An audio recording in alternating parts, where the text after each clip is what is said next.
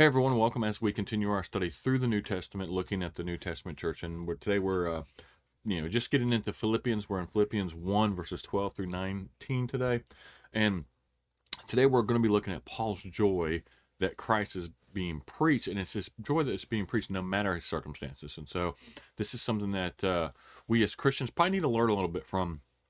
I know even myself, this is a lesson that I need to learn from. So we'll look at these verses real quick, look at some of the notes.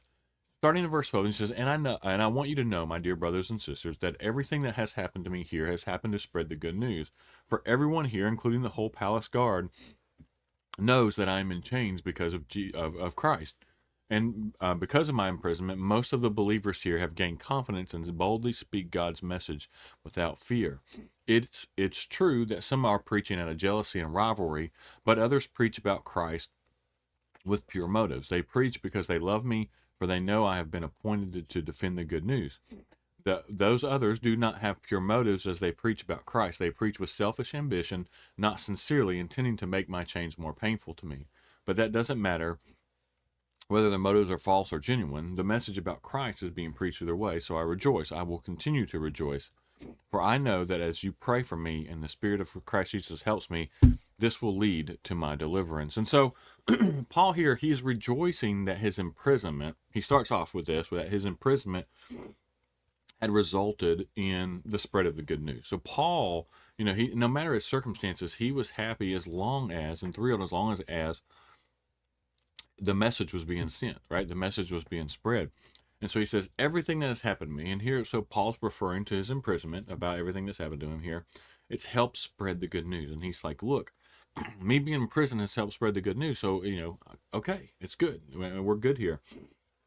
He even talks about how the whole palace guard, and it's including, like, right, this included the workers in the emperor's or the governor's official residence too, right? It wasn't just a couple people who were guarding him. It was the palace guard and the people in the governor's residence. They all knew, right? They had all heard about Christ because of Paul and because of what had happened to Paul. And so Paul was in prison because of Christ. That is because if he was preaching the good news of Christ. And so they knew that, they understood that. So, they listened to about it. They learned about it. They learned about Christ. It doesn't say how many of them were saved, but surely some of them were probably were. So he's saying, look, the message of Christ is being spread, even though I'm still in prison. And so if me being in prison has caused these people to be able to hear it, so that's great. That's wonderful. And so, but as a result of this, right, this is the thing that's awesome. As a result of this, Paul's courage and boldness, right, the other believers had become more daring and less fearful in proclaiming God's message. And so Paul's boldness was contagious. And a lot of times this is the case. A lot of times you need this is all you need, right? You might have a group of people who are just timid or for whatever reason, right? But you get one person to say, hey, you know what? I'm going to do this. I'm going to spread this message. I'm going to talk about Christ. And it emboldens the rest, right? To go forward and do it as well. Sometimes you just need that one person to speak up to get the others to move forward as well and to get along. And so then we learn that some are preaching out of jealousy and rivalry here. And so evidently there were believers who were critical of Paul, right? And so they were then preaching out of jealousy and rivalry with him. I don't know if they were trying to, it seemed, well, obviously they were probably jealous of him and his ministry, but, rivalry, they're probably trying to get as many followers, quote unquote, as he had. And so, the unfortunate part of this, right, is this, we see this in today's world. There are people who preach for, or teach for, impure motives, impure reasons, right? It's not their whole message isn't about Christ. And I'll be honest with you, that's something like even myself, we've got to catch ourselves on. It's like, why am I doing this? Am I doing this because, oh, I like the praise, I like the glory, like I like I like people saying nice things about me. You got to be careful there because that can be addictive, right? That can be, that can become part of your motivation. Or is your motivation out of, hey, I want to spread the message of Christ, and so I'm doing this the best, I'm trying to do this the best I can.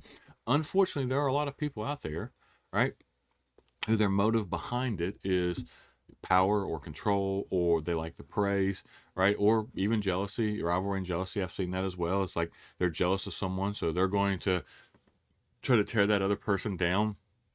and use a platform to try to do it. I mean, we've seen that, and so that's unfortunate.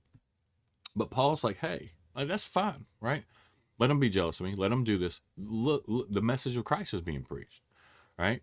And we kind of talked about this before, and Paul wrote about this, about those type of people who, like, their motives aren't pure. They're going to be tested, and in the end, he basically says is they're going to make it into heaven, but by the skin of their teeth, right? And so, and some of them, we don't know, but it's like whatever their motive is, it's like, I mean, it's awesome that, hey, their motives are not right. Their motivation, the reason they're doing it is not right. But hey, at least the message of Christ is being preached, and so Paul rejoiced in that, and we need to do the same thing, right? We need to not hold grudges against people. We need to, if we see someone who their motivation behind why they're preaching or why they're teaching or why they're doing leading or whatever they're doing in the church, and you may know it's not pure, right? You may know the reason why they're doing. That's okay, right? You've got to learn to say, he or she may not be doing that for the right reason, but at least I know that the message of Christ is being preached and people are learning about God. And so in the end, that person will have to, or those people will have to answer for what they did. And so Paul then goes on to say, hey, all of this is going to lead to my deliverance. So Paul expected to be released from prison. He knew, in the writing, he knew that he would be released from prison. And so we see that as we go on. And so as we finish this up, right? So next week or tomorrow, I'm sorry, Paul's going to go in and even more about his life for Christ and how his what he's doing is for Christ. And so just we need to make sure and understand that be joyful, right? He's like, hey, I'm in prison, but man, the message of Christ is being spread. We should be trying to spread the message of Christ no matter our circumstances. Understand that not everyone's going to have the best motives always, but as long as Christ is being preached, let's do our best to overlook some of that. I'm not saying that sometimes there's not things that need to be addressed, but in this particular situation, there wasn't anything Paul could do about it. So he was glad that the message was being spread, and so that's just the whole goal, right? Our joy is that the Christ is preached. And so that's what we need to strive for. So I hope you learn from these. I hope that these are helpful. And I hope y'all really do enjoy them. I know I do. And I try to bring out as much as I can in the short amount of time I have for these lessons. So as always, encourage you to subscribe to the channel if you have not done so. That way you can follow along with us. But more than anything, I appreciate everyone who takes time to watch. And I hope y'all have a wonderful day.